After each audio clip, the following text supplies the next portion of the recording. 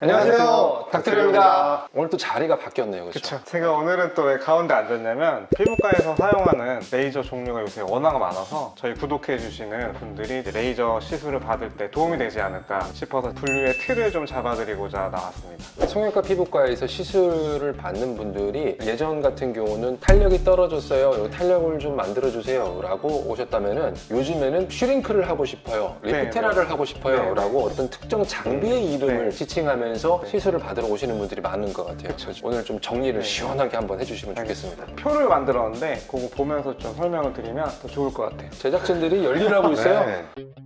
미용에 쓰는 기계들 다 레이저라고 칭하지만 각 장비별로 쓰는 에너지원이 있어요. 빛을 쓰는 거는 레이저고요. 초음파 쓸 때는 초음파 장비들. 고주파는 조금 더 쉽게 아시려면 그냥 전기 에너지라고 생각하시면 될 것 같아요. 레이저 빛은 또 파장에 따라서 구분을 하는데 받아들이기 어려우실까봐 카테고리를 색소, 혈관, 여드름, 그리고 흉터, 리프팅 레이저 이렇게 좀 분류를 해봤거든요. 색소 레이저 같은 경우는 Q스위치, 피코, 롱펄스 비슷한 파장대의 색소 레이저들인데요. 쏘는 방식에 따라서 좀 차이가 있는데 Q스위치 레이저 같은 경우는 레이저 쏘는 기간을 삐용 이렇게 레이저가 나간다고 생각하시면요, 피코 같은 경우는 삐용 짧다는 거죠?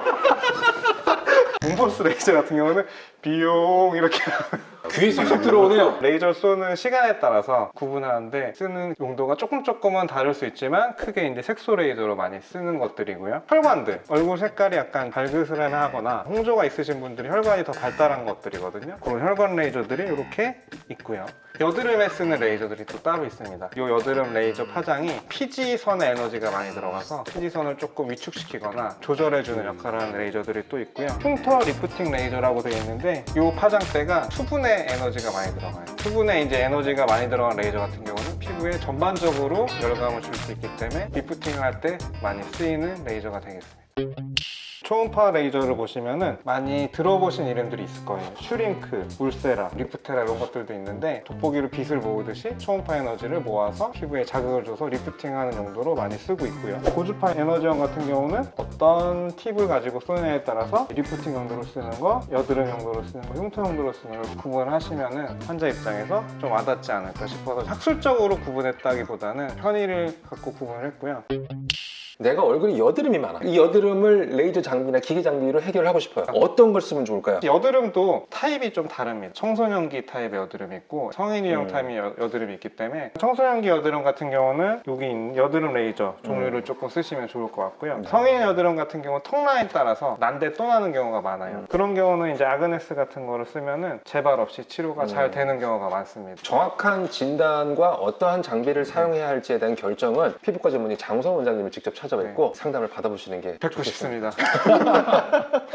여드름 흉터나 이런 부분에 있어서 이용하기에 더 좋은 레이저나 이런 게 있을까요? 조금 심한 흉터 같은 경우는 피부를 깎는 프락셔널 레이저를 좀 하시면 좋을 것 같고요. 덜 심한 것 같은 경우는 고주파 치료를 하시는 게 좋을 수도 있을 것 같아요. 왜냐하면 프락셔널 레이저 중에 피부를 좀 깎는 것들이 색소 침착이나 이런 부작용이 생길 확률이 조금 높거든요. 효과는 더 좋을 수도 있지만. 그 다음 또 질문 드릴게요. 거울을 문득 보니 나이가 든 것 같아요. 주름도 막 생기고 탄력도 떨어진 것 같고 이럴 때 좀 회춘을 할 수 있는 젊어지는 레이저 뭐가 있을까요? 최근에 이제 리프팅 시술을 많이 하는 경우는 초음파나 고주파 치료를 많이 하는 것 같습니다. 둘 다 같이 하는 경우도 많고 초음파만 하는 경우도 있고 고주파만 하는 경우도 있고 에너지원이 다르기 때문에 서로 컨비네이션 했을 경우는 보완 효과가 있어서 이번에 초음파로 리프팅 한번 시술 받아봤으면 다음에는 고주파 장비 시술 한번 받아보고 이렇게 번갈아서 해보시는 것도 굉장히 좋을 것 같습니다.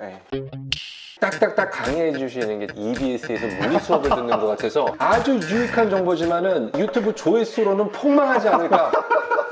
정말 좋은 정보라 여러분들 활용하실 방법이 있어요. 현재 성형외과 피부과에서 사용하는 모든 레이저 장비, 각종 기계 시술들은 여기에다 총망라가 되어 있습니다. 그래서 이 영상에 링크를 저장을 해 놓으시고 궁금할 때마다 필요할 때마다 바로바로 이 영상에 들어와서 보시는 거예요. 한 번만 보면 안 되고 두 번, 세 번, 10번 많이 보셔도 됩니다. 좋아요는 한 번만 눌러주시면 되고요. 닥터리오가 항상 꼭 재밌는 영상만 보는 게 아니고 유익한, 그렇죠. 네. 중간중간 뭐 미분 적분 강의도 하고 우리는 다 합시다. 디테일하게 이제 궁금하신 게 있으면 댓글 달아주시면 제가 친절하게 좀 자세히 또 추가 답변을 드리겠습니다. 앞으로도 미용을 위한 여러 가지 레이저 장비, 네. 시술 이런 것들에 관심이 있으시다면 저희 닥트리오와 함께 하시면서 많은 정보 얻어가시면 좋겠습니다. 그러기 위해서 여러분들이 해주실 게 하나가 있죠. 구독과 좋아요. 알람 설정. 지금까지 닥트리오였습니다. 닥트리오였습니다.